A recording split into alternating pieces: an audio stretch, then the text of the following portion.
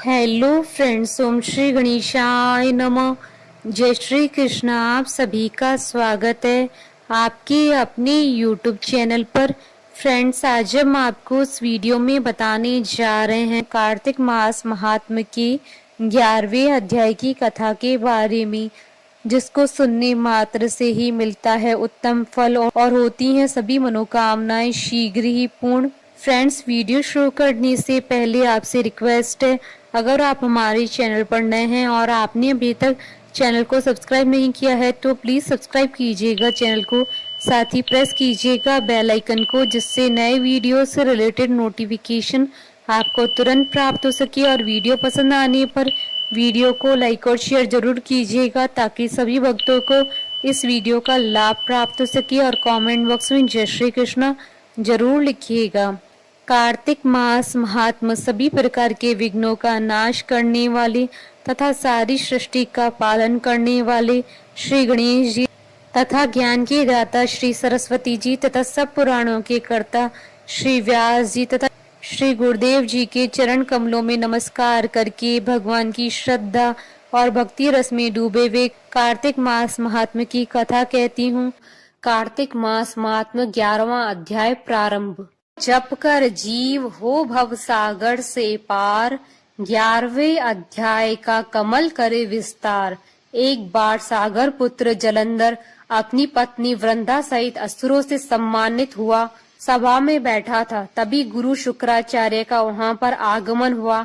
उनके तेज से सभी दिशाएं प्रकाशित हो गई।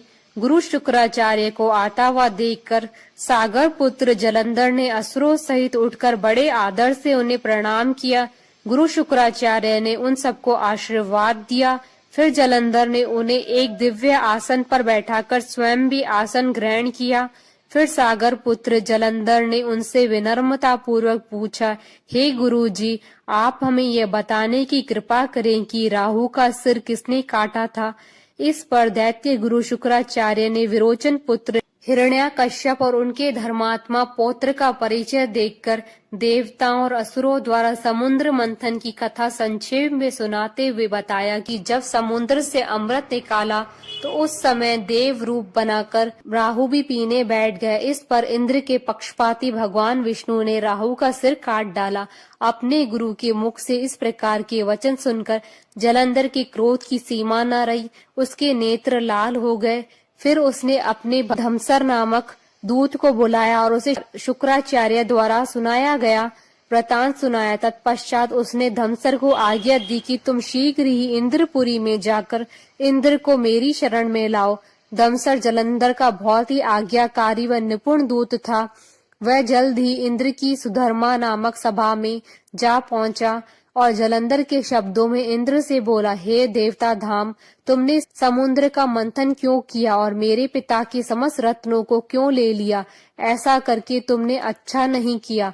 यदि तू अपना भला चाहता है तो उन सब रत्नों और देवताओं सहित मेरी चरण में आ जा, अन्यथा मैं तेरे राज्य को ध्वंस कर दूंगा। इसमें कुछ भी मिथ्या नहीं है। इंद्र बहुत ही विस्मित हुआ और कहने लगा, पहले मेरे भय से सागर ने सब पर्वतों को अपनी कुक्षी में क्यों स्थान दिया और उसने मेरे शत्रु दैत्यों की क्यों रक्षा की? इसी कारण से मैंने उसके सब रत्न हरण किए हैं। मेरा द्रोही सुखी नहीं रह सकता, इसमें संदेह नहीं।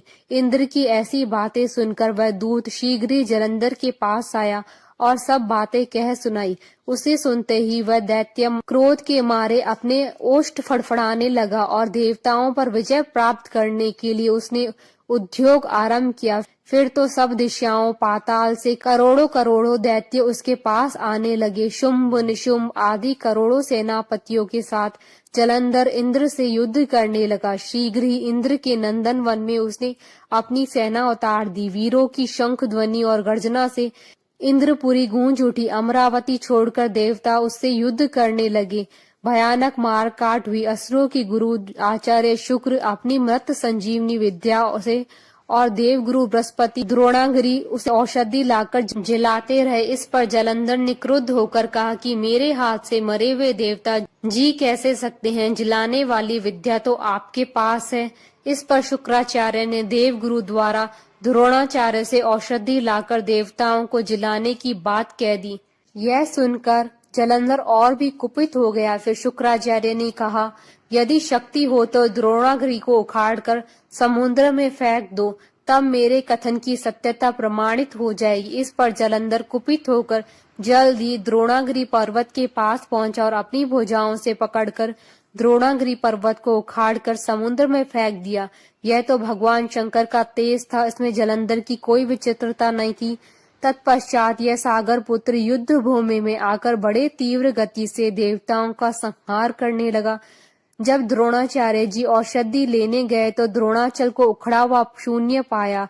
वह भयभीत हो देवताओं के पास आए और कहा कि युद्ध बंद कर दो, जलंधर को अब नहीं जीत सकोगे। पहले इंद्र ने शिव जी का अपमान किया था। यह सुन देवता युद्ध में जय की आशा त्याग कर इधर उधर भाग गए। सिंधु सुत निर्भय हो अमरावती में घुस गया। इंद्र आदि सब देवताओं ने गुफाओं में शरण ली। इति श्री कार्तिक महात्म 11वां अध्याय संपूर्ण। बोलिए भगवान विष्णु जी की जय, सनातन धर्म की जय। हमारे साथ इस वीडियो में अंत तक बने रहने के लिए आपका धन्यवाद। ओम श्री गणेशाय नमः। जय श्री कृष्ण।